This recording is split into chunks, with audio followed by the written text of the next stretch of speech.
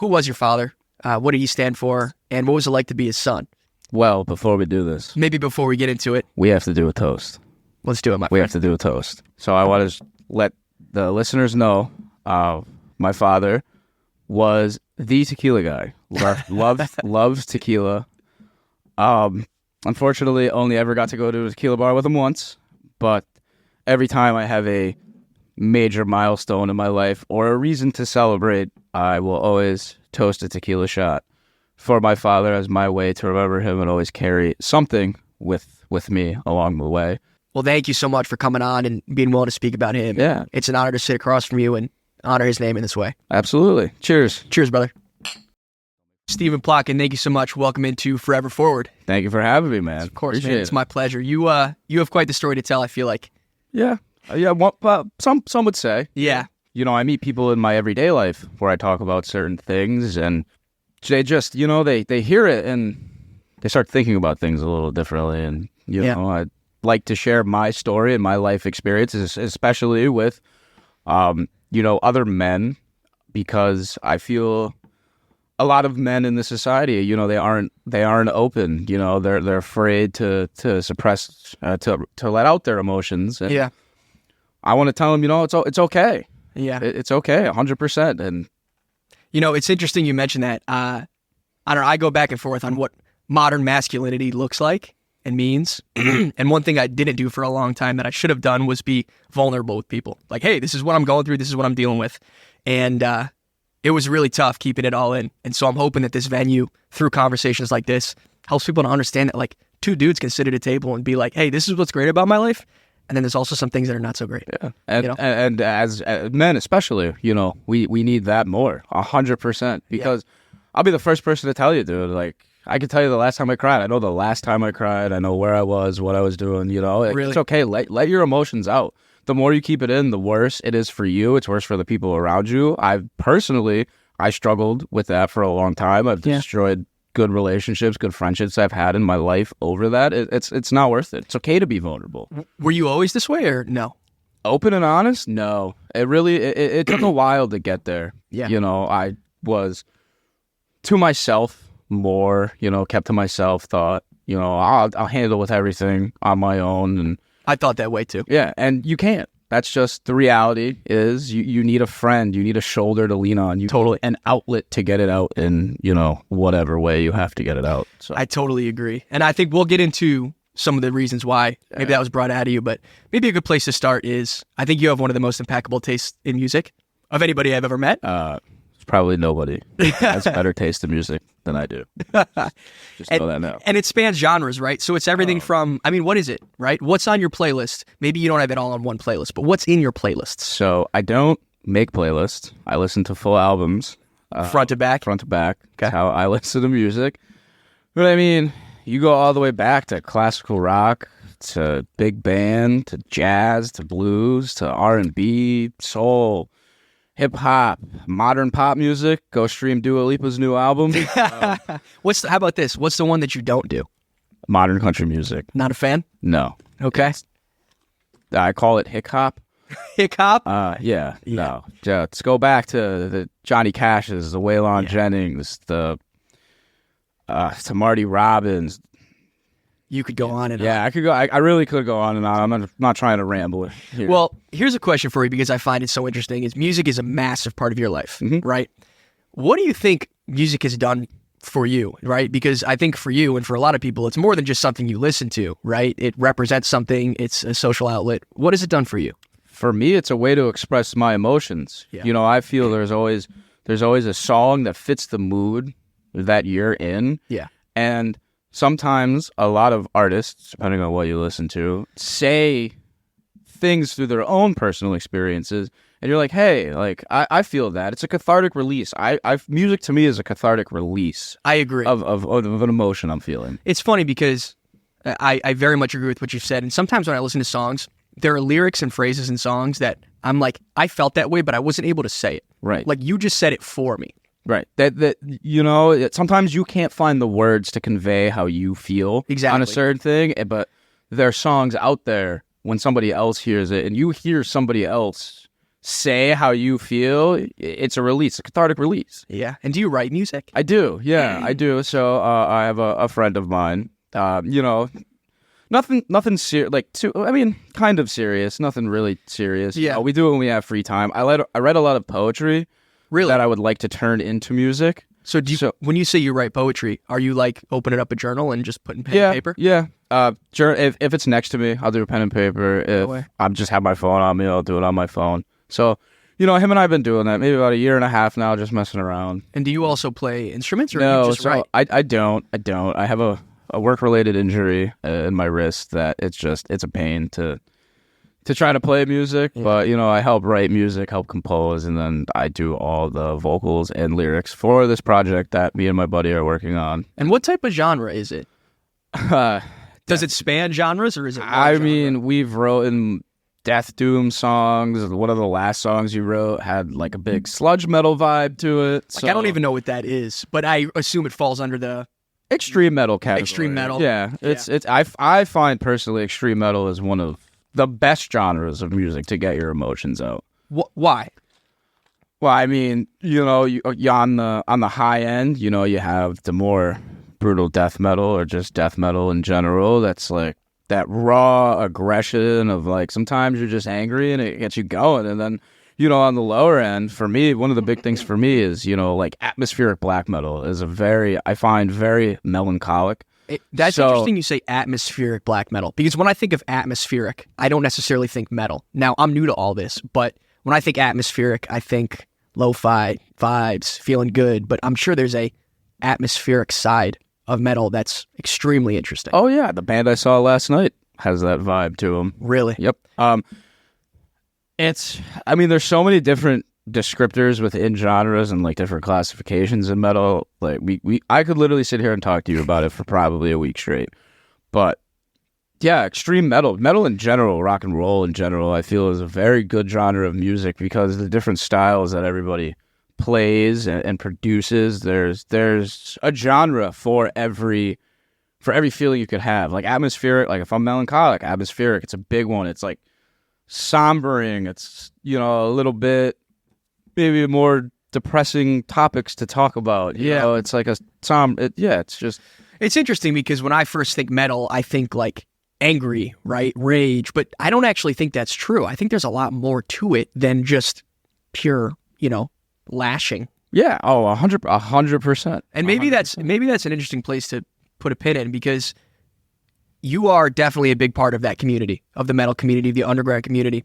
And I think when a lot of people think about that, they would be like scared to go to a show, right? The people they meet might not be people they want to associate with. I think that's actually way wrong. What are the people like in this community that you've met? Oh, they're the nicest people you can meet. Really? I always go to a show, I meet somebody new, I have a wonderful conversation with somebody. I was at a show, let's say like 3 weeks ago at the Beer Racks in East Haven. I saw a band. Actually, how I found out about this show is funny enough, is I went out with my sister's boyfriend. We had a guys' night. I worked that Saturday. I was like, let's go grab a beer, grab a bite to eat. And I walk into this new bar that I'd never been to before. And I sit down at the bar, and the bartender comes up to me and she's like, "Are you going to the show tomorrow?" And I was like, "Oh, I didn't know there was a show tomorrow. She's like, "Yeah, it's at the Beer Racks in East Haven. You should check it out." So I pull it up, I check it out. I'm like, one of the bands I was playing, Malignancy, are great, phenomenal. They've been around since the 90s. The lead guitarist and the vocalist have been doing it forever. They're a great combination. I love the vocalist. He's hysterical. Always makes me laugh. So I was like, oh, yeah. Okay. I gotta go. Like, I love this band. Thank you for telling me that they're coming. Also, I love that. Like, you didn't have the plan, but you're like, absolutely, I'll go. Yeah, 100%. Yeah. And so, like, when I was at the show, just hanging out, waiting for the next beer to come on, sitting outside. One of the guys, I was at a table, pretty much like this. Yeah. I was at one table, and there's another table across from me, and there was two guys sitting over there, and one of them was like, "Hey, I love your Dark Throne patch on my vest that I wear. I have a Dark Throne patch." So we started talking about music, and I just got talking to him. I must have talked to him for about 45 minutes. Really cool guys. You'll follow each other on Instagram. One of the guys, Charles, him and I talk about music and tours that are coming up, and just like different bands. So. They're honestly, it's some of the nicest people you could meet. It's one of the most welcoming communities. I know our outward appearance is what puts people off to approaching us. Yeah. But if you actually sit down and talk to one of us, like, dude, you have the bad apples in anything you do, but the overwhelming majority of people you would meet at a show or anywhere else, they're very welcoming people, very nice people. Just love music, want to talk about music. Yeah. And you love live music in specific. Like, you've been to, how many shows do you think you've been to? If I had a ballpark it, what would you round it to? I'm gonna go 600. You've been to 600 shows. I would say that's probably a safe bet, somewhere around there. And you've been to shows that are massive and then very small shows, right? Yeah, I've been to festivals. I've been to shows in boiler rooms, people's houses. It's yeah. There's the reason I love metal and rock and roll so much is you span this vast audience where you could go see Metallica. Yeah. I don't like them. But you could go see Metallica in an arena, or you could go, somebody could throw a bill in their house. Exactly. It's the craziest genres of music to be a part of. Now, house shows are more of a punk thing than a metal thing. Interesting. Mm-hmm. Interesting. And if you would say, for somebody that might be interested in, hey, okay, this scene sounds kind of cool, how would they get in? Like, how would you figure out where to start with something like this? The Metal Archives. So the Metal Archives, it's the best database for metal music. And if you know, hey, I like this band, let me see if there's any other bands like that. You go right on this webpage, you look up, okay, for somebody that was getting into metal, they'd probably like Cannibal Corpse as a starter death metal band. So you get on there, oh, Cannibal Corpse, oh, they're Monstrosity, Deicide, Cynic, Death, the other huge one. Okay. I mean, and it'll give you recommendations. If you like Cannibal Corpse, check out these other bands. And it'll give you a lot of the early bands from the 90s when that scene was really flourishing down in Florida, New York, Sweden. And that's the best place, the best resource to find music, in my opinion. You could also go online. I mean, like Reddit, forums, right. Great place to talk about music, find new bands. I find new bands pretty much every day of my life. It seems like this genre, like, it's so deep. Like, there's so much to learn and so much to know. Not to say that other genres aren't, but this one in specific is surprising to me because I know nothing about it. And so as you go deeper and deeper, it feels like there's nowhere really that you end. Yeah, I mean, with the alternative music scenes, there's so many different facets to all of them. The punk rock, metal. I mean, even indie rock goes way deeper than you would ever imagine it to. I love it. It's like an endless well of just, I find new music every day, and they're all great. Yeah. It's so interesting. And how did you get introduced to this scene? I'm just curious. Well, I got my love of music from my father. He grew up in one of the best time periods for music. Yeah. And he would tell you that how did he word it? I can't remember. It's been a while now. But he said, like, every parent's child takes their love of something and then takes it a step further. And you think you took his love of music? Well, he would tell you, I took it that step further. Yeah. I definitely took it that step further. I mean, I grew up kind of more on the punkish side of things. But you love music from an early age. Oh, yeah. There's, because my dad and I drove everywhere together, and he would say, oh, you always, you wanted, he's told me, you didn't know the name of the album, but you just wanted the one with the pigs, the one with the pigs and the sheep and the Pink Floyd's Animals. No way. So from a very early age, I loved music and I wanted to hear certain songs. And then as I got older, and we also live in the age of the internet where people aren't tape trading anymore, and it's just so accessible now. You can find anything you want. Well, one thing that you mentioned tape trading, I think there's something to be said about physical relics of music. Records, tapes, things of that nature. And my understanding is that you have a fair bit of those. Yes, I collect a lot of those. So you consider yourself a collector? No, not really, because that's a weird question for me, is because I buy physical music to listen to the music. I like supporting the artist directly. Yeah. And I listen to music. I don't look at it as collecting. I just look at it as another way to listen to music. And this might be a total rabbit hole question, but what do you believe is the best way to listen to music? And if it is out of a certain piece of technology, be it a record player or something else, what would you recommend? So it depends on what you want to listen to. Okay. Personally, I'm a fan of vinyl and cassette because I love the analog medium, but there are records when you use lossless streaming that'll blow your mind. So it comes down to a lot of personal preference on what you want to listen to. I prefer more analog mediums, and there's a lot of people out there who prefer the lossless audio. And when you say lossless, this is coming out of like apps, right? Yeah, it's all like there's so many different ways to do it. Like with Wi-Fi streaming, there's so many different apps and components and a whole bunch of stuff. Not to get too deep into it. Yeah, but yeah, it uses all high quality FLAC files. It's the best way to listen to music digitally. I use it myself. Yeah. And a lot of people they love it. I love the convenience of it. Because, putting on a record, getting up, flipping it over, sometimes always isn't conducive to what you're trying to do while you're listening to music. Right. But that's my preferred way. And is there a difference in sound between, let's say, a record player, and forgive me if this sounds naive, but a record player and a lossless track? Yeah, 100%. Is it more grainy? What's the difference? I mean, so vinyl as a medium, you can get, scratches, pops, crackles. It's a piece of vinyl that holds music on it. It's in my I like the warmness. It's a different feeling of listening to it. It's a little bit more warm. Right. You get that pop every now and again. You get a little crackle. You can hear the static. It's just a different way to experience music. Interesting. It's very interesting, because for me, the only way I listen to music is just like through my AirPods, right, on Spotify. And Bluetooth is the worst way to listen to music. Is it? You lose a lot of music quality when you compress a sound file down to transmit it over Bluetooth. So do you think that if I sat down with your audio setup and listened to it, I would notice a distinct difference from just hearing it through my AirPods? Yeah, 100%. Let me ask you, do you have an album that you have listened to a million times in your life? Yeah, probably From Under the Cork Tree by Fall Out Boy. Okay. So, and you've primarily listened to it through a Bluetooth? Almost exclusively. Okay.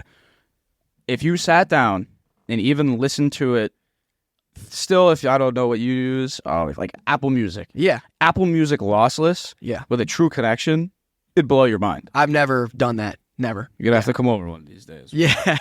And is there like an amp involved? I'm sure there's all different parts of the setup. There's so many different. You need a digital to analog converter to convert the music over, streamers, and different types of amps. There's preamps, there's power amps.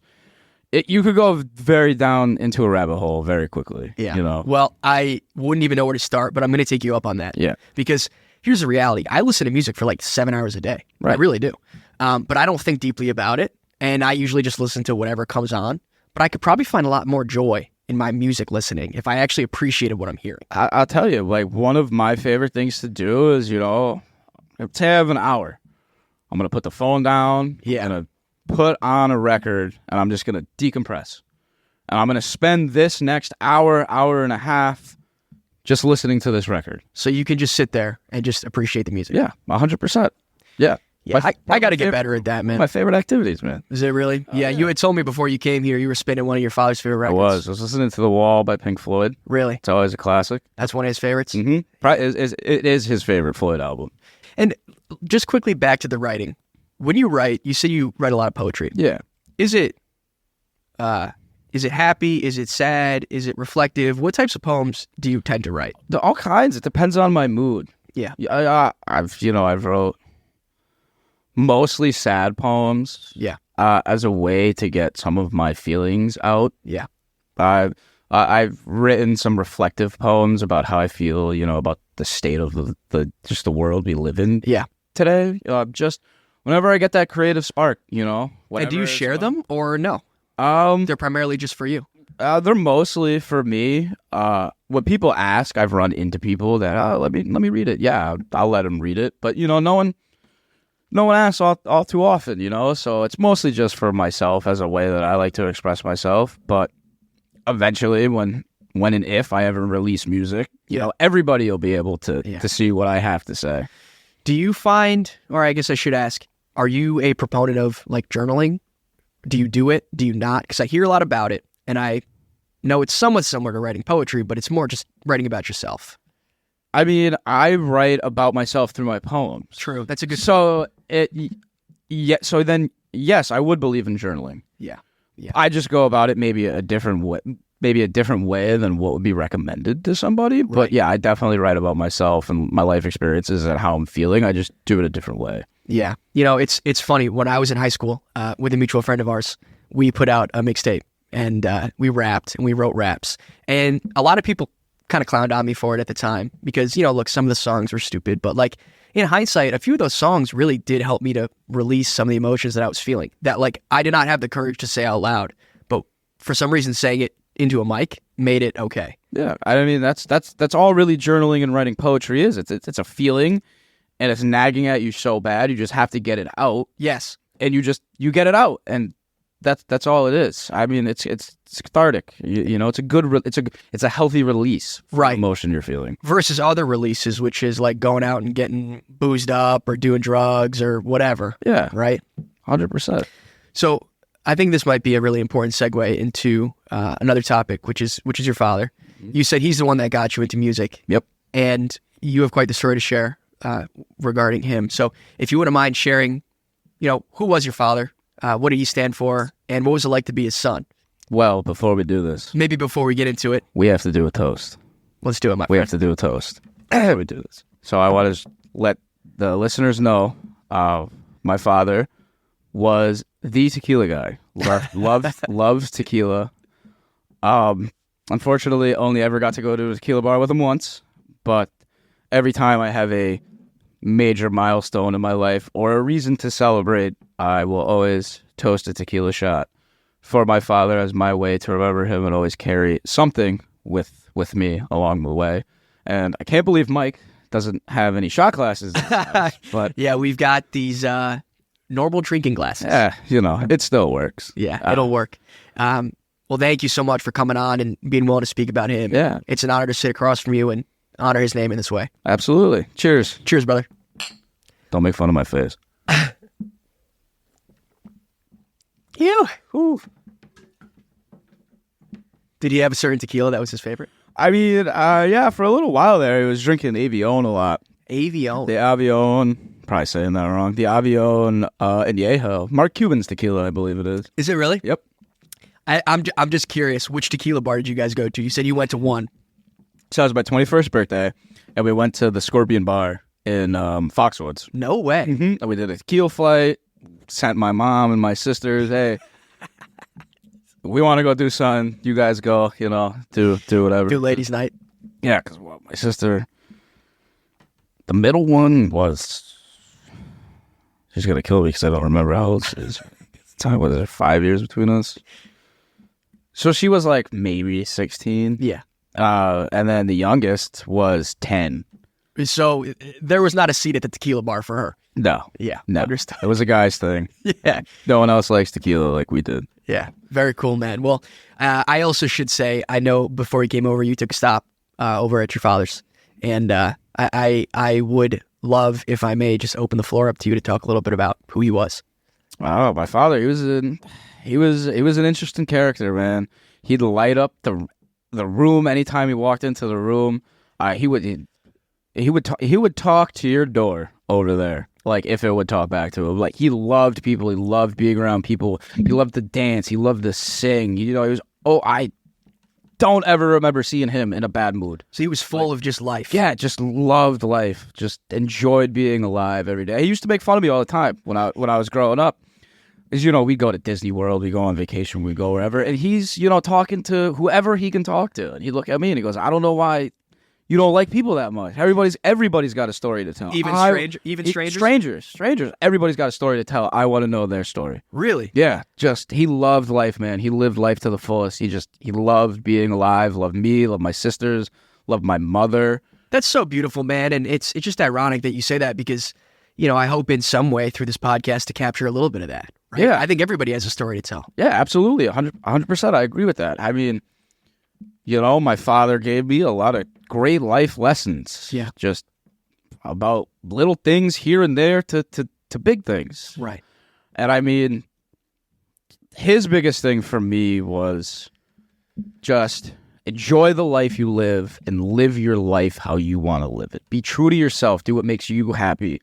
Don't conform to what you think you should do. Yeah. Go do what you want to do. So it seems like he was happy as long as you were happy and feeling fulfilled in whatever it is you were doing.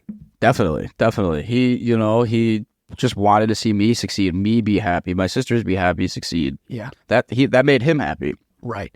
You know, it's funny. I mean, my father was similar, but I do know a lot of guys that have fathers that want them to be X, Y, and Z. And they're unhappy if they're not a ball player or if they're not a guitarist, right?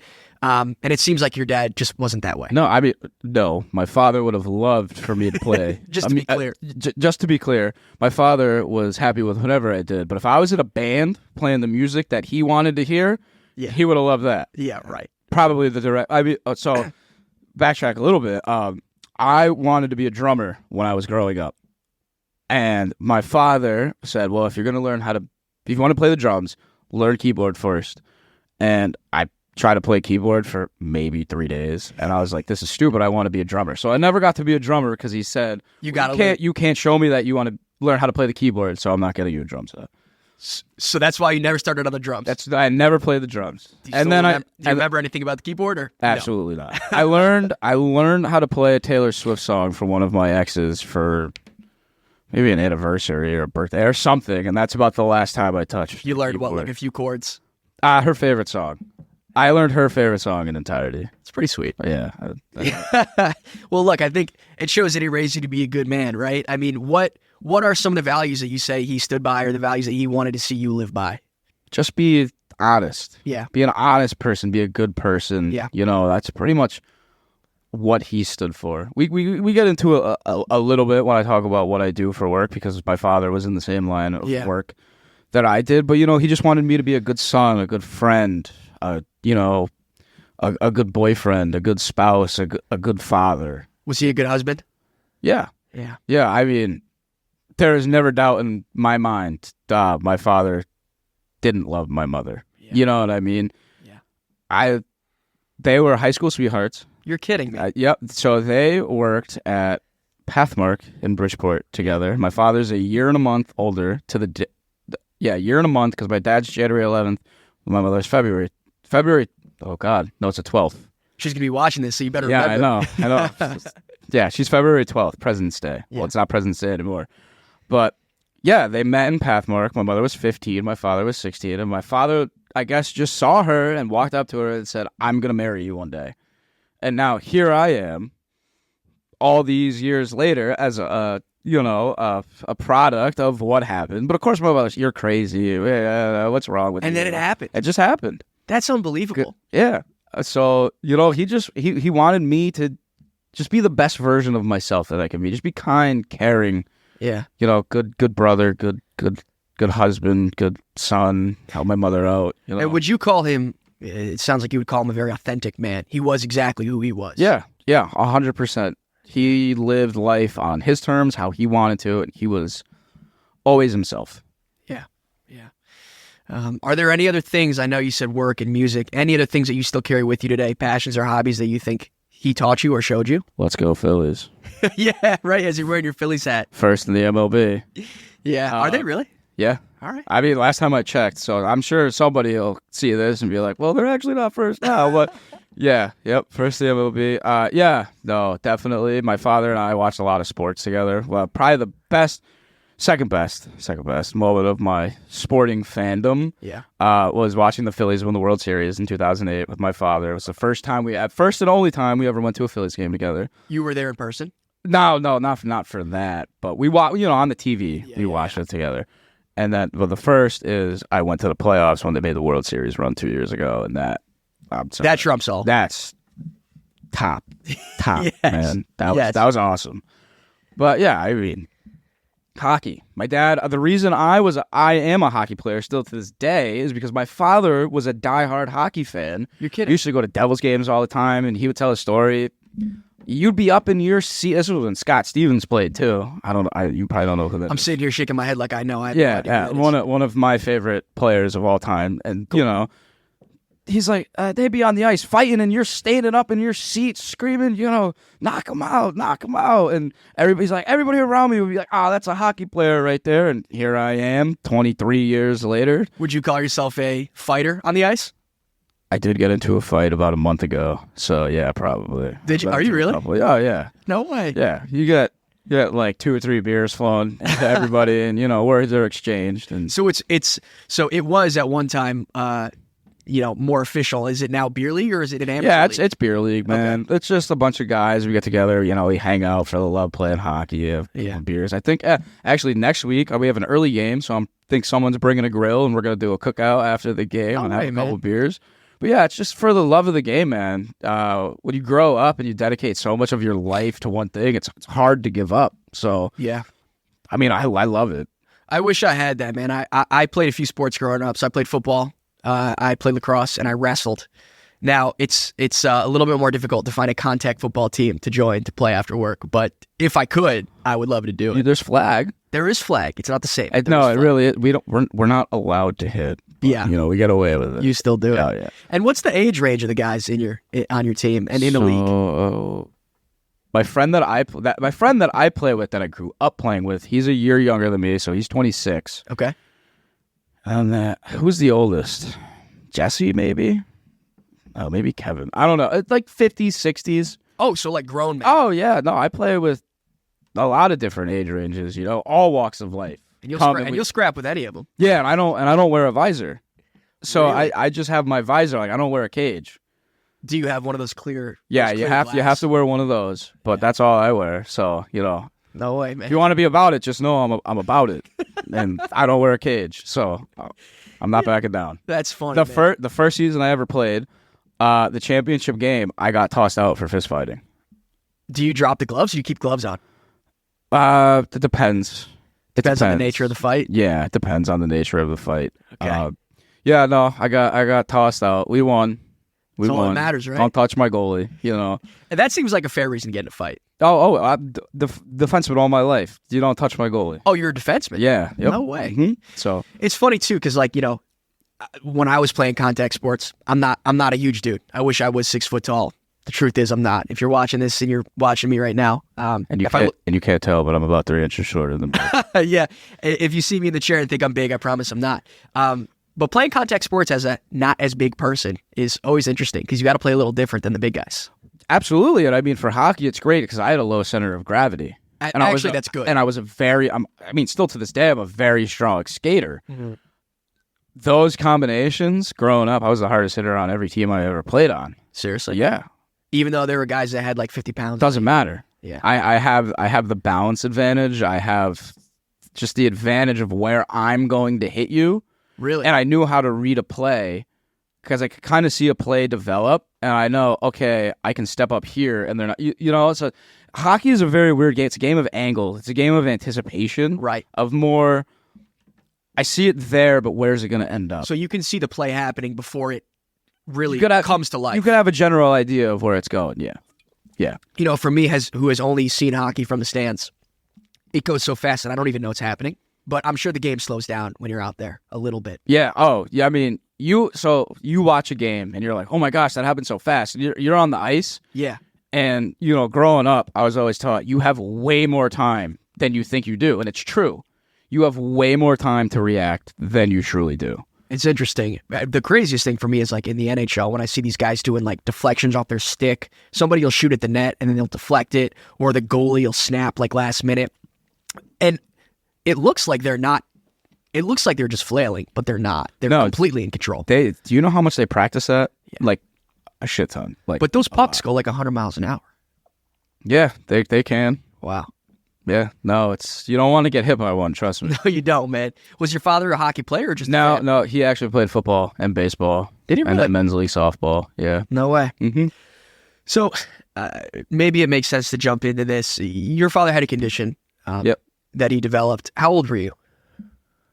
When I believe it started, or when he got officially diagnosed? When you believe it started. I would say probably 13, 14. Okay. Around then. Yeah. And what was the condition, and what were, I guess, some of the early onset symptoms? So my father had frontotemporal dementia, which affects the frontal and temporal lobe of your brain. So it's a different type of dementia than what everybody assumes dementia is, because everybody hears dementia and they think, oh, Alzheimer's, memory. Not the case in my father's situation. So the first thing that we noticed from him that was, okay, there's a problem, is he developed a speech impediment. Really? You're not 55 years old and suddenly develop a speech impediment out of nowhere. There's a problem. Yeah. So that was a whole long list of tests and this and that. And What types of things did he have problems saying? he would just stutter. Stutter, speech impediment out of nowhere, just weird, like abnormal. Right. And then that's when we started down the path of, okay, what is going on? And yeah. And you were 13, 14? No, I was 20, oh, 21, maybe around then, or like beginning of my 20s when we noticed that. But, looking back and now knowing about what dementia that I know now that I didn't know 7 years ago, yeah, I could go back to a moment in my life where I was, oh, okay, that makes sense. Really? Mm-hmm.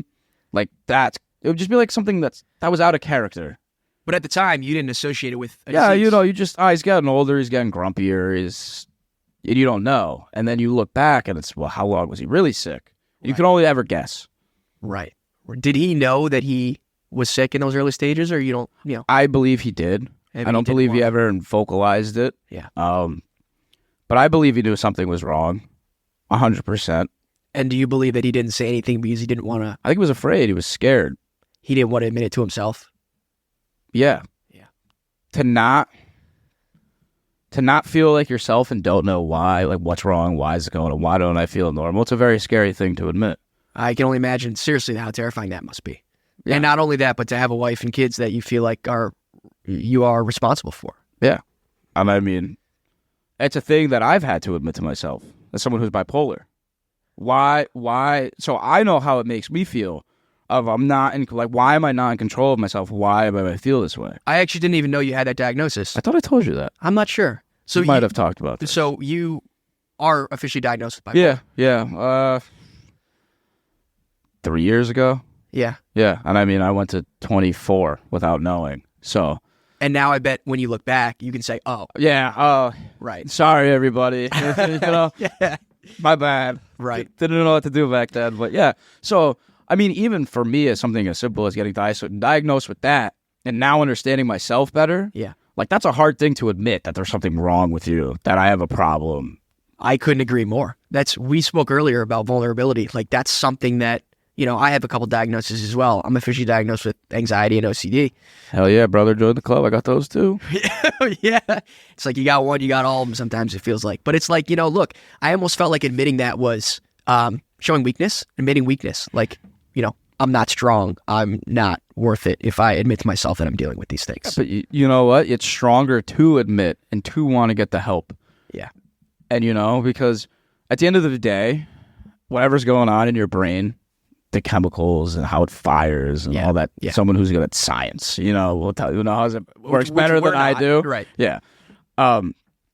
You can't control that. Yeah. And that can slowly consume your life. Even something, for example, is, I don't know if this happens to you, but like with the OCD, right?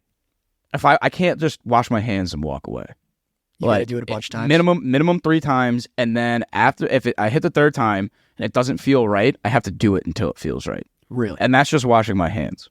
Yeah. See, I have very, very similar things. Stepping on cracks or tying my shoes. Very difficult for me to just do it left once. or right first. Right. Right. I'm always right. Yeah, I'm always right. But, man, as I look back and put this in context, you were probably dealing with some of your own things at the same time that your father was, unfortunately, suffering from his condition. I was navigating the worst thing that probably will ever happen to me, while also not understanding why. Why do I feel this way? Why can't I regulate? Why can't I control? Why am I shutting down? Why all these whys, and I don't have an answer. Right. And it was more than just, hey, my father's suffering. It's I'm suffering too from something that's actually not related. Yeah. And I had no idea. And I mean, I saw out therapy, and I went to therapy for 4 years, and just in the conversations, talking to my therapist. Yeah. She told me, I want you to see a psychiatrist. I believe there's more to your makeup than you're just your father's sick. Yeah. Because I've struggled with things for a long time in my life. Yeah.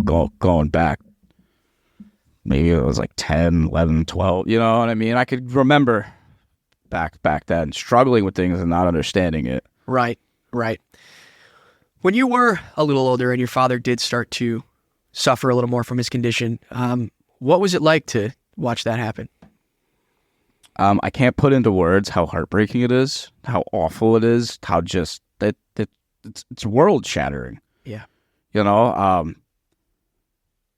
the reality of the situation that I lived is my father was, when he died, 57, mentally probably about a year old. So wore diapers. I had to change diapers. I had to give him a shower, feed him, give him medication. I mean, I have horror stories of maybe a 10-minute window where my mother left and I was on my way home and he tried to use the bathroom himself, and it's, you know, wall to floor of just... Are you serious? Swear to God, dude. Swear to God. Oh my gosh. And then he's covered in it. I got to clean the bathroom. I got to get him in the shower. You know, it's you see things and experience things you would never, ever believe in your life. I didn't realize that, I guess, mentally you get to a point where you truly can't take care of yourself at all. No, mentally he reverted to a child. Was he forgetful as well, or no? Did he still remember? No, his memory was pretty good.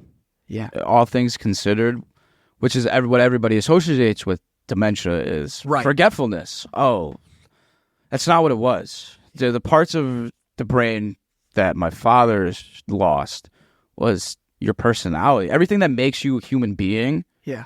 That is what the area that was affected of my father's. And look, I'm not going to compare suffering, but I don't know if, you know, would you rather have had him lost his memory or have him truly revert back to almost being a child? I would have rather him died of a heart attack when I was 20. Really? Yep. I would have rather him, because like if my father had to die, right? I would have rather he dropped dead. Just dropped dead out of nowhere. Yeah. And did you slowly become sort of your father's caretaker in a way? Yeah, me and my mother. Really? Yep. And was it a full-time job? Yep. I'd go work. We'd go work our full-time jobs, and then being a caretaker was a full-time job. Really? You know, it's so unbelievable, man, because at that time I would not have known that you were going through this, and you know, we weren't especially close at that time, but I'm sure people that knew you, you know, look, you're just a guy that goes to work and goes home. They don't necessarily know what's happening. I mean, yeah, people knew my dad was sick. But I don't, you know, no one really knows the extent of what's going on behind closed doors. And the extent in this case sounds like it was pretty horrible. Yeah, absolutely horrible. Yeah. And did you become used to it over time or no? No, you never get used to it. Yeah. I mean, how can you when you walk into a room and it's, well, I got to clean the bathroom, clean my father, give him a shower. Yeah. He's talking to the TV because he thinks the person on the TV is coming over to take him on a date. Really? Yeah. You know, it's the craziest thing. Yeah. Like in your life, like running away, thinking, you know, he's watching the news and the government's after me. I know too much. Like, you know, thinking that things are real. Yeah. Like, it's just, dude, it's insane. I mean, talk about a mental toll that probably takes on you as well, right? I mean, I'm sure you were happy to bear that burden, but that's extremely hard. I was so defeated, man. I was so defeated and so angry all the time and just miserable. And just, you were? Yeah, just. Like, why me? Why him? Why? Why him? Why me? Why? Just why? Just angry and miserable and tired. And yeah. And how long did it take him to go from, you know, really true signs to getting what I would say very bad? Year and a half. Oh, that's it. I think he died. Yeah, he died a year and a half after his diagnosis, if I'm correct. I don't know. A lot of those years are spotty for me because they kind of blend together a little bit.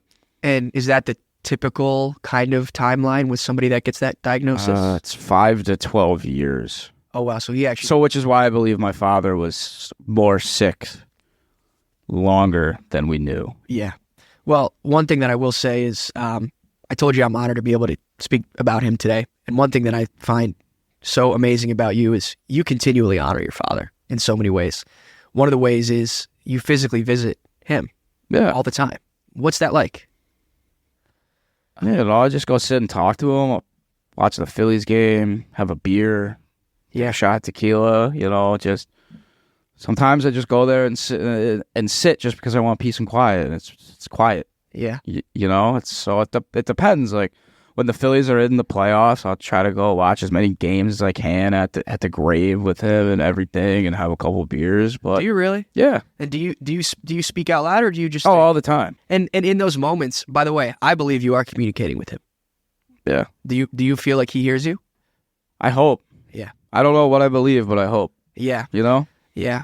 I mean, I can imagine that something like this can really test your faith in a God, in whatever. Yeah, I have none. We'll just get that out of the way right now. But that's totally fine, because I can't even imagine. Yeah. Yeah. I mean, I have more qualms with religion than what's happened in my own life. Really? So. Yeah. Yeah. But at least I think I personally believe, because I'm a faithful person, that your Father hears you and is there. Yeah. And I mean, I believe in a spiritual realm. Yeah. And there's certain things that happens, and, you get the goosebumps, and, they're here with me. Right. And I've had some freaky things happen to me in my own life where I'm like, yeah, there's something more after this. Well, I don't know what it is, but it's not what they're selling us in the church and the temple and the mosque, and there's something else, but I don't subscribe to the organized religion that we have. Understood. Yeah. And it's funny you mention that, because you say there's something more. Are there any times where you feel especially close to him when you're doing certain things, or any signs you feel like you've been given from him? Any time I listen to music, really, I think of him. Yeah. Fishing is a big one, because my father and I spent a lot of time. I know he was a fisherman. I've seen photos on your Instagram of him. Yeah, on the boat. Yeah. We spent a lot of time fishing together. I mean, watching the Phillies. Yeah. I mean, at work, he was a plumber. I'm a plumber. Right. So, we'll get into that too, but it's so interesting how I kind of do the same job that my father did, just because I grew up around it. Do you think that's kind of how you got into it as well? No. Oh, no. My life took a turn of unfortunate events, and I needed something to do, and I've worked with you for forever. Sign me up to be an apprentice. I'm going to be a plumber. So he taught you? Yeah. Basically everything you know, or at least the start? The start. Yeah. A fair amount. I figured out a lot on my own, or learned from other people. Yeah, right. And your business is primarily in the area that we're from, right? More where I'm from than you are. Right. Up like Hartford, Waterbury area, Middletown, all over there. Do you aspire to start your own practice? No, absolutely not. Oh, you don't? No. I thought you were going to say yes. I watch my father. No, surprise. No, I watch my father do it. I want to show up, go to work, do my 40, make a paycheck. Somebody calls me, hey, I got this side job, I need that. Yeah, I'll do it. But no, to do it every day, no, I have no desire. So was he working 7 days a week? No, never in my lifetime. Okay. It's just the stress of owning a business and that after hours work and everything. It's funny because I aspire to own my own business someday. Maybe that's naive of me to say. Maybe I'm not fully grasping some of the stress that comes with that, because I've never owned a business before. But it's funny to hear you say no. I want to do my 40 hours and live my life. Yeah. Oh, yeah, man. It's 24 hours a day, 7 days a week. Well, I mean, maybe it's different in the business world. I'm only speaking to being a plumber, doing that. I'm hardly in the business world, but I hear you. Yeah, but you got a business, you need to make money. Somebody calls you at 1 o'clock in the morning. Hey, I have a massive disaster. Yeah. You got to figure it out. Yeah. Nobody's calling me at 1 o'clock in the morning. Yeah. Hey, my entire ceiling is leaking. I have no idea what's going on. Right.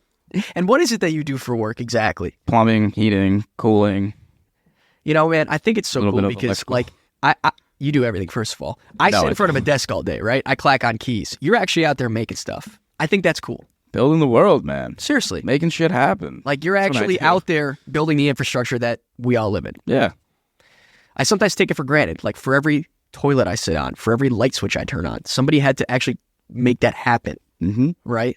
And what happens when you can't flush a toilet, or you something as simple as your water heater going out? Yeah. And you have no hot water. How frustrated does that make you? Terribly frustrated. Right. And you don't even think about it. That is such a commodity that you have.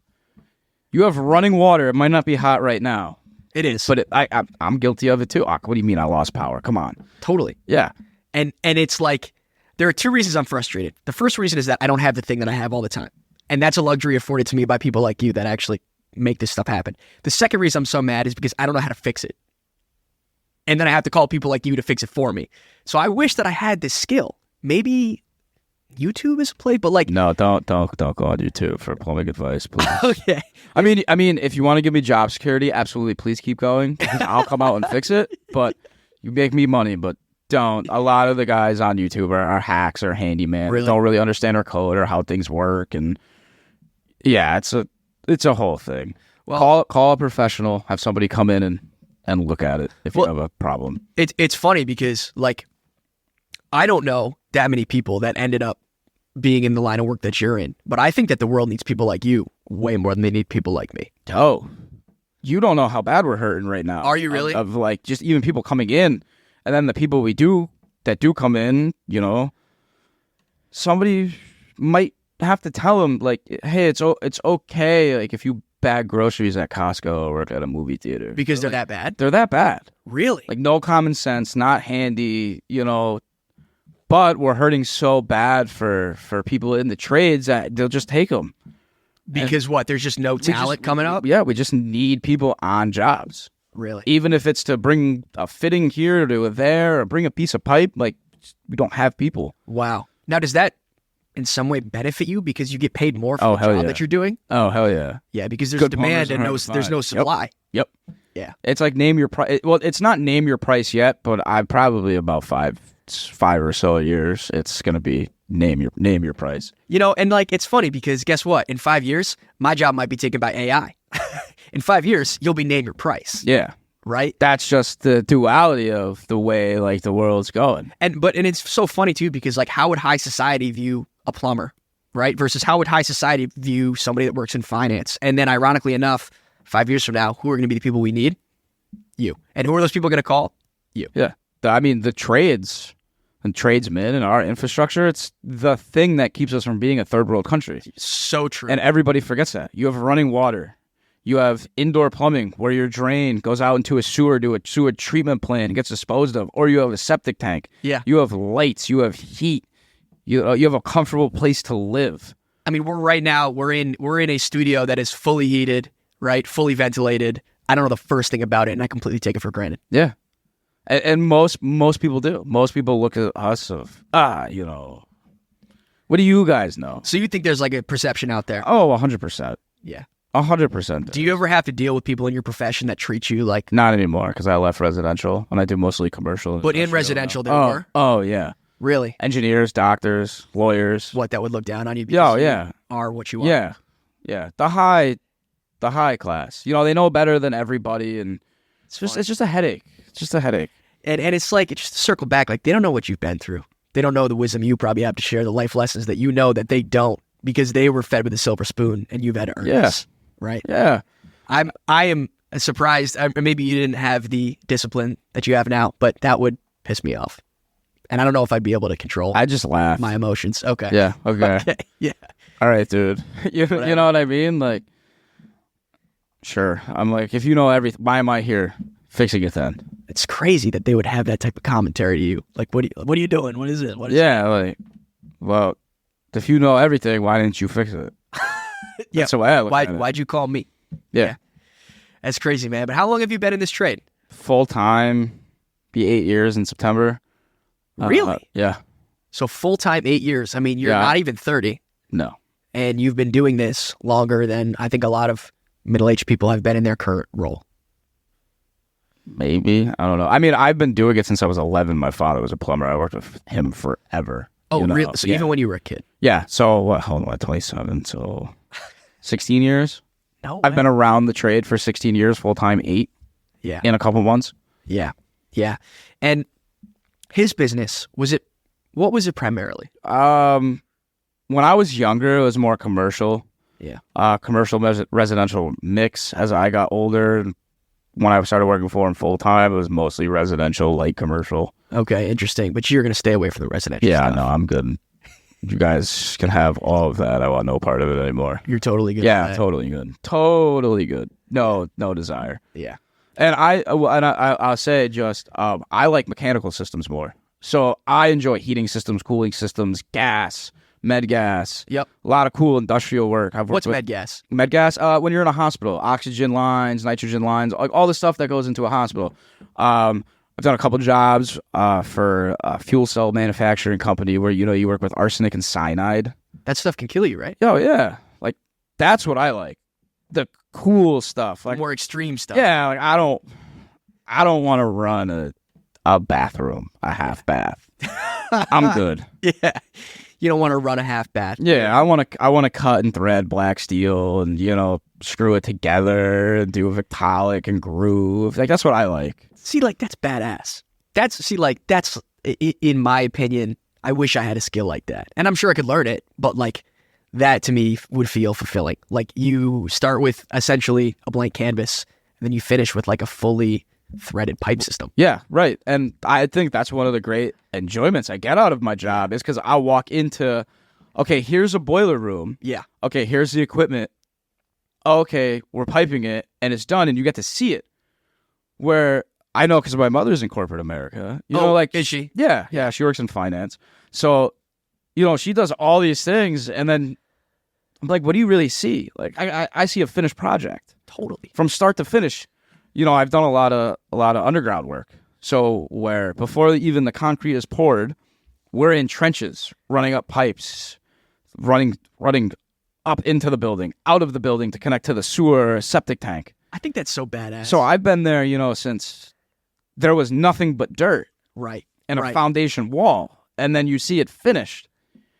And you say to yourself, well, I did that.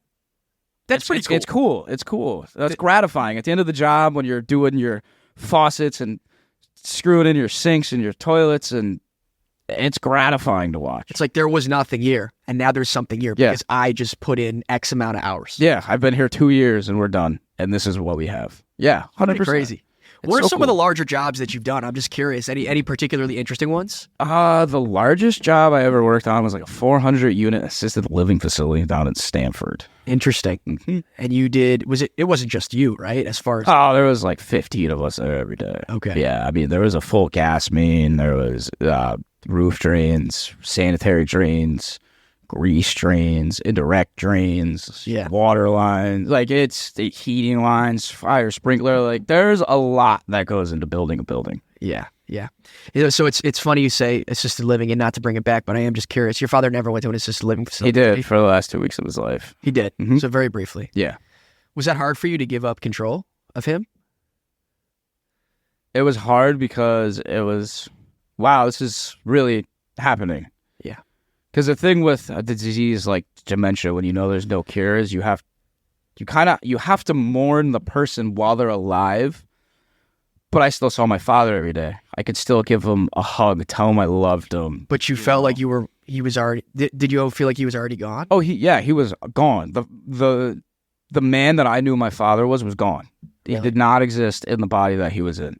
Really? But for me, I could see him physically and tell him I love him and give him a hug and all that. So, him going and knowing this is probably it. Right. Like that's what hurt the most. Like this might be the last time I see my father ever. Yeah. That's the worst. That's the part that hurts. And when he finally left us, was it? I hate to say the word relief, but were you happy he was done suffering? Yeah, I was. I mean, I'm not gonna lie to you. I woke up every day and I told myself, I hope today's the day. Did you really? For a while, yeah. I hope today's the day. I don't want my family to suffer. Yeah. So yeah, it's a relief, like that the suffering's over. Yeah.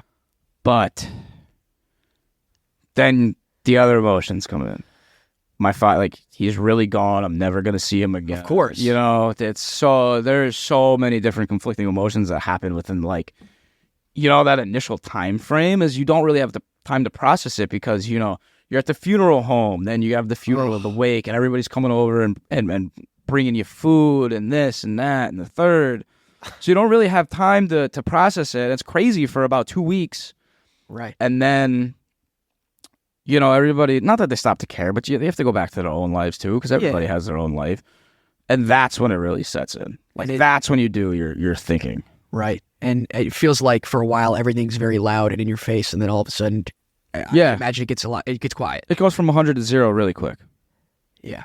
And in that 0 is probably when you realize, oh shit, Yeah. Like that all happened. Like that first day you truly get to yourself, it's a sombering experience. Really? Yeah. Yeah. And would you say that this brought your family closer, or? Oh yeah, 100%. You don't leave something like this without being a closer family unit. Really? Mm-hmm. Were you always close with your family? Yeah. Yeah. Yeah. And it's you, and you have younger siblings. Yeah, I have 2 younger sisters. Mm-hmm. I mean, look, it must not have been the easiest thing. You know, you probably were looked to as like you're the only other man in the house, right? You got to man up in these instances to be, I don't know, to lead. But not necessarily, because my mother is the strongest person I know. Really? She is the embodiment of like a boss bitch. Like God very bless. independent, very self-sufficient, has done very well for herself God in bless. the corporate world. You know, she's been a CEO. Right now she's VP. So my mother is like incredibly strong. Cool. Like if I ever needed like somebody to depend on, Cool. like I have my mother. My mother will get through anything, and I love it because my mother breaks stereotypes of everybody believes you know the man has to leave, the man has to be a man. Like the wife takes this. You're a wife. You're a mother. You're a caregiver. Right. If my mother wasn't raised and wasn't the person that she was, Yeah. and experienced all the things that she has in her life, if she was the subservient wife, stay-at-home role, Right. I think things would have ended a lot different. But my mother's very independent, very on her shit. Don't fuck with my mother. Most of my friends will tell you that. Things would have ended a lot different, and I'm happy my mother is the way she is. So, I mean, I get looked at. The grass needs to get cut. The garbage needs to go down. Oh, there's a leak here. There's a leak there. You know, you got to fix it. But no, my mother is totally the head of the household. I think that's awesome though, because like, I'm sure the question I just asked was a little bit biased. Like, hey, you were looked to be the head of the house. You're like, hell no. No, it's my mother. Yeah. Oh, it's her house, her rules. What says goes. Yeah. I don't want to catch a left hook to the jaw, man. I'm too old for that. They should whoop your ass. Oh, 100%. Yeah. You know, it's funny. I think in a lot of ways, society is progressing with our views on what a man and a woman should be. And in other ways, we're regressing. Well, 100% we're regressing. And you know, I argue with people about this all the time, and I'm like, I wish you could meet my mother. I wish you could see my mother. Yeah. Because it would change how your views on this. Right. Because, you know, everybody, you know the joke. I don't need no man. No, my mother really doesn't need a man. Right. I mean, I was gone for a long weekend once, and we had a plumbing problem at my house. Yep. So, you know, of course, the plumber isn't there. And meaning you're the plumber. Yeah, I'm the plumber, and she took care of it herself. She figured out how to do it herself. No kidding. Yeah. Yeah. So, you know, I really, it's disheartening sometimes to see the state of the world we live in, and like we want to regress gender roles and all these things. And hell no, women are badass. I love that, man. Women are badass. Look, you know, I see it in my role as well. You know, like I said, I work in financial services, and it's still a very male-dominated industry. And it sounds like she also works in financial services, and she is a senior executive as a woman. Yeah, which is, and it has been my whole life. Really? Has been my whole life. And that is not easy. Do you know? Yeah, well, you would know. That is incredibly hard to do as a woman. And you got to think, you know, that was almost 30 years ago she did that. It was even hard. It was even harder back then. Yeah, man. I mean, hey, kudos to her. Props to her, because I've seen firsthand how difficult it is. Yeah. For women. She's a brilliant woman, strong, resilient. Really? Yeah, you can't knock her down. As much as you want to, I don't think you could ever knock her down. And so she worked when you were a kid as well. So both of your parents worked. Yeah, it worked. Yeah. I mean, my dad owned his own business, so I definitely spent more time with him growing up than I did my mother. But, you know, I don't hold anything against my mother for that, because she built a great life for us. Yeah. You know what I mean? Yeah, yeah. And what's it like growing up in a house now that is, so it's just you, your mom, and your sisters, right? Yeah, it drives me up the wall. What's it like to be a man in a fully woman household? The hormones are outrageous. Yeah. You know, just living with women is different, man. There's a lot more emotions. Yeah. I don't know. I feel they fight over dumb things. Right. Yeah. But I bet in some ways it's good. I get all the best gossip. Oh, I get all the best gossip, and you get the tea. And men love to gossip more than women. Don't let any man that tells you different. Oh, dude, my favorite time in the world. So I've been dating a girl for a long time. She's lovely. She's awesome. Yeah, we've been together for like 4 years. Like when we get in bed and she just spills the tea. It's great, isn't it? I'm like, yo, that's crazy. That's like, yeah, I hate Beth in management too. I don't even know who Beth is. But I hate her. Yeah. Yeah, so I'm not going to sit here and act like I don't enjoy the drama myself. I don't like to create it. I don't like to be a part of it, but I'll hear about it. Yeah, I mean, oh my God, dude, my sister has some of the greatest work stories. Oh, yeah? She's a nurse. Hey, by the way, thanks to her, because we need more nurses. You talk about we need more plumbers. We need more damn nurses. Yeah, we do. Shout out my other friend, Alyssa, too. She's a nurse. Shout out Alyssa. She's dope. But yeah, no, dude, some of like the stories of her coworkers, I'm like, holy shit. Really? Oh, yeah. Dude, and the stuff that you see as a nurse, like, I've known a few nurses in my day. I mean, the shit they got to see at work, not easy. I mean, you deal with death. I mean, at least in my sister's case, for what she does, I'm not gonna dox her like that. But she deals with death, pretty regularly. Does she really? What she does, yeah. So another amazing woman right there. Yeah.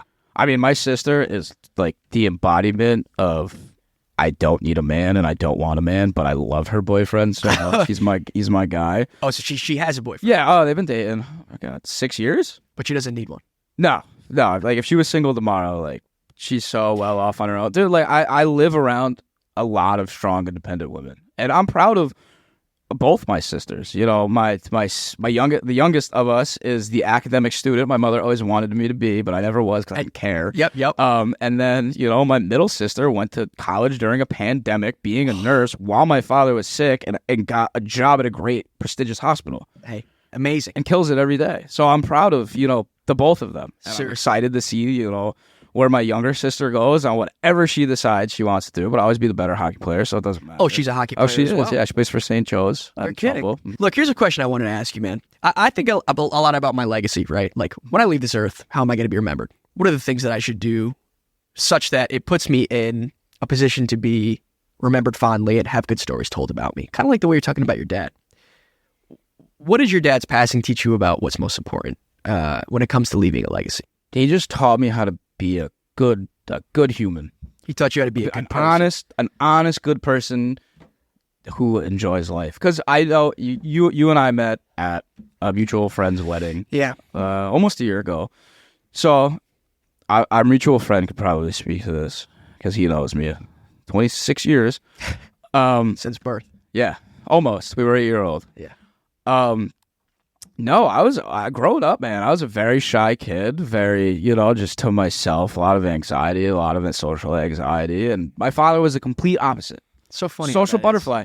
And, his passing actually is, I became more outgoing. The reason I'm here today doing this. Right. You don't think you would have done this before? No, probably not. Like, if he was still alive and never got sick, I don't, you know what I mean? I'd just kind of be chilling, coasting through. But, to be affected as something that as deeply as I have and my family have is I advocate for, people going through the disease, through anything, really. And I want to advocate for men's mental health. Yeah. Because we need more of that. Absolutely. That is a grossly overlooked subject in the world today. So I always, I think we the first time I met you, I think we talked about it. We did too. Retail, and you're like, dude, I met you like 5 minutes ago. What are you going on about now?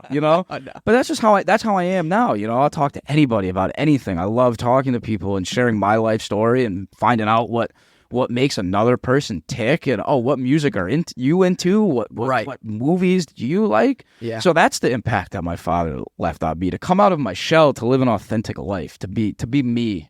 That's so and beautiful, enjoy man. my life and just enjoy being alive. I think I get caught up in this trap sometimes. To be honest, here is like I feel like I need to like be so rich or be sort of business or just whatever. Happy.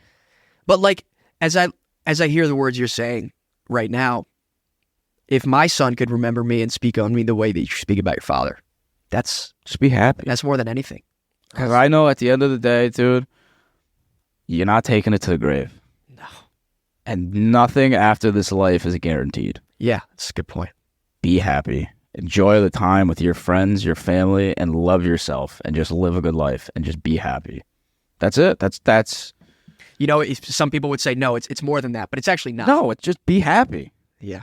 I mean, I fucking build miniature figures and play Warhammer and paint them and I have a great time. Do you? Yeah. Oh, dude, I didn't even know that before we came on, but I would love to. We can even get into it, but like, dude, I'm a huge Warhammer nerd. I got 2 new books today. I'm so excited to read them. Dude, I think having unique hobbies like that is so cool. Yeah, dude, love. And people don't do enough of that stuff. No, dude, Dungeons, Dragons, Warhammer. I'm not into the trading card games because there's too many rules, and I swear to God, you guys make. Well, you mean like Magic the Gathering? Yeah. You guys are just making shit up on me at this point. Yeah. But yeah, dude, Warhammer. Dude, great. I mean, Warhammer is an awesome hobby to be in because you have like 400 novels of lore. It's also an expensive hobby, right? Very expensive, and the prices just increased. I don't want to talk about it. Did they really? Yeah. Some of the models went up like $2, but I'll tell you what, though, when you're going to buy like 20 models. It's more than 20 models. Oh, that 100, I don't know how many models. I have 2,000 points. Maybe over now. I don't know. The 10th edition is dropping, so I don't know how the points break down, but I have a lot. It's a lot of money. My point in saying that is I'm so glad you said that, right? Because people would be like, oh, this dude, like, you know, he's a hockey player and he works with his hands and he's like this like manly dude. And you're like, hold on a second. Let me buck that trend. Like, I love fucking Warhammer, dude. Right? Reading. You're like, I write poems. Write poems. Right. I was an English major at one point in my life. I love reading books. Yeah. I should have painted my nails, but I ran out of time because I was out of state. But you would have. Absolutely. I've done it before. Yeah, right? It's like, just be you. Just be you, man. Life's too short. Yeah. Like, dude, I mean, this is the way I look at it personally. Yeah. Dude, I'm going to do it soon. Dye my hair. Why? Why not? What color? What color? Dude, I'm thinking purple or maybe a man. green. Any reason? Like the under layers, just because I think it looks cool. There you go. The women get to pull it off. Why can't I? I love that, dude. That's the way I look at it. But you know what I mean? Life is too short. Get a nose ring. Paint your nails. Get a tattoo. Yep. Don't put yourself in a situation where you compromise your living situation and Yeah, don't go be an idiot. yeah, don't go be an idiot, but be happy. Yeah, man. Go like it. Life. People take life too seriously because none of us make it out alive. Yeah. I think there's a lot of people today, how do I put this, that preach that message but maybe don't live it. I think you certainly live it. Absolutely. Right? Yeah, dude, I'm a weirdo. Hey, so am I. Like, yeah. You know? I'm proud, though. I'll tell anybody that. Yeah. No. You told me your goal for the podcast is like, I want to appeal to the normal person. I'm like, this guy doesn't know I'm insane. I'm not all there. I think the normal person is just like us. It's just us. I really do. Yeah. I think the normal person is more like us than we might even think. And well, perfect example. I'm at work because I'm with a new company now. Yep. Just talking to this old school guy, dude. Funny as hell. Okay. Great dude to talk to. Yep. And he's like, oh, so what do you do outside of work? And I'm like, oh, I play tabletop strategy games. And he goes, what? Like Dungeons and Dragons? I was like, yeah, I play Dungeons and Dragons, but no, Warhammer's my thing. Yeah. So I'm showing him my minis I built and painted, and I'm like explaining to it like because we could do a lot on Warhammer. Dude, I can only imagine Warhammer. Dude, we can go. A lot. I don't know anything about it, but I know you can go on based off of the interest that we it could seems go to after this podcast. We could talk about it. Okay. But so like I'm just giving him the general overview, showing him my army, like explaining different rules and everything, and showing him the minis I built built and painted. And he's like, dude, that's awesome. Like, and he's like, fuck what anybody thinks about you. Do what makes you happy. He's like, you know what I like doing? I'm like, what? Puzzles. I love puzzles. That fires me up. Right. Like, that's awesome. Right. It's like, hey, you like doing it? Do it. Yeah, dude. I love what makes people tick. Yeah. Me too, man. Me too. And, I think for a little while I had to figure out, like, what do I actually like to do? Like, I think for some people, that's where you start. Like, you don't even know what you like. You have to literally sit down, get off TikTok, and be like, what makes me happy? Dude, I'm telling you, one of the best decisions I ever made was delete. I was never on TikTok, but like I deleted my Twitter. No one under the age of like 35 uses Facebook anymore. So I'm not that's on gone. Facebook. I mean, I use Instagram for music-related things, for shows, and I love just shit posting and posting dumb shit on my story that'll never get old. But yeah, put your phone down, read a book, go on a hike, pick up a new hobby. And it's. I'd say the world is only getting more digital, so this is getting harder and harder to do. I mean, even in my trade, it's getting more and more digital, which it's great. There we have a lot of good programs and benefits that are coming out, but Yeah, put the phone down for 5 seconds. Read a book. Go take a swim in a lake. You know, Seriously. just do something. Yeah.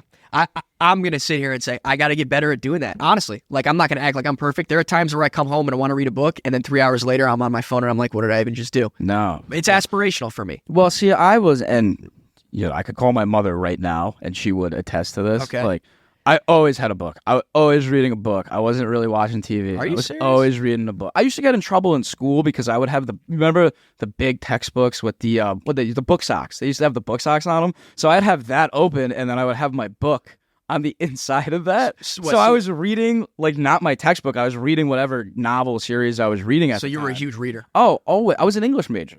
That's what I wanted to be an English teacher. That's what I went to school for. Really? Yeah. Do you still read now? Yeah. I'll show you my book collection after this okay. what I've been reading recently. I'd love if you have any recommendations, I'd love. It depends on what you like. And I mean, I'm like, one series I'll always shout out is the Joe Ledger series. I think might be a little bit more accessible for you to get into. It's like secret military, like conspiracy theory kind of stuff, like, but within reason of, like, not good. It's like, it's fun, it's fantasy, it's right, make believe, like, people are making zombie plagues and stuff like that. It's a fun. You know what? I got like the first 4 books of the series. I'll let you borrow them. Perfect. I'll let you borrow them. I need something because you know what I need? For a little while I was good at reading, and then I lost interest. And I think the reason was because I was reading, like, self-help stuff. Like, that's not really reading. Like, I want to read fiction or, like, something that will grip me and compel me. Lord of the Rings. Lord of the Rings is a little intimidating. That's a thick book. Nah, dude, it's not bad. You should see, dude, I got books that I'm reading right now that are thicker than, I'll show you. I got pictures. I'll show you. Really? Oh, yeah. That doesn't freak you out? That are thicker than the 3, like The Return of the King, Two Towers, really? And Fellowship of the Ring. Like, thicker than all 3 of those put together. I gotta see, because that's one of my things is when I see a book that's like that thick, I'm like, I could never read Dude, that. but you know what? It might be a little daunting, but then you pick it up and you just start reading. I guess it's like anything in life. And then you next thing you know, 6 hours have gone by. You're halfway through the book. Totally. It's 12 o'clock in the morning, and you're like, I got to get to work, but I don't want to put the book down. Yeah. I've always been that way my entire life. Really? Yeah. That's a good skill, because I think that's a skill a lot of people actually don't have actively, but if they really tried at it, they could bring it back. People need to decompress more. Put the phone down. Yeah. Maybe you don't like reading. Yeah. But put the phone down. Figure out something you like. Figure out something you like. And just do that. 'Cause I'm telling you, it's the best thing I ever did for myself. Was Really? just taking, even if I have an hour, Yeah. just disconnecting myself from technology. Getting lost in a fantasy world. It's great. I love that. I'll even give you some Warhammer books to read if you want. It's a great story. Are they good stories? It's awesome. Do I need to know the background and lore of the universe to understand the story? It depends on where you start. You'd have to give me one that's more approachable. The Horus Heresy, not really. You can't just pick up like, I don't know, like the Soul. If you picked up the Soul Drinkers omnibus, like you would just, what is going on right now? I have no I don't know what that is. What is an Astartes? You know, but like if you pick up, like, why is he the God Emperor? Like, what's going on? You know, Like, that would be interesting. Yeah, like there's totally places you can see, like the Necrons. I thought we were dealing with humans. Now there's space Egyptian robots. Like, what is going on? And you know what I'll say too about books like that is, like, these days I feel like we don't have to imagine anything. Anything we want to see, we have on our phones. We look it up, we Google it, we whatever, YouTube it. Books allow me to actually go back to that childlike sense of wonder. Your imagination, because you know what? They give you a description of a character. So we could read the same description of a character. Yeah. But we could totally imagine them looking different. And if they said draw this character, we'd have we two could different have characters. Yeah, we could have 2 totally different characters. Same character, 2 totally different characters. I need to start doing that. Like, I need to reactivate that part of my brain. I got some books. I'm gonna hook you up. I'm gonna hook you up. I'm gonna let you borrow some books. All right, thank you, brother. But I appreciate you coming on, man. Absolutely, man. I love you, brother. Thank you for having me. And I guess just in closing, I would want to say one more time, let your father rest in eternal paradise. Amen. And glory to him. Absolutely. Thanks, brother. Thank you.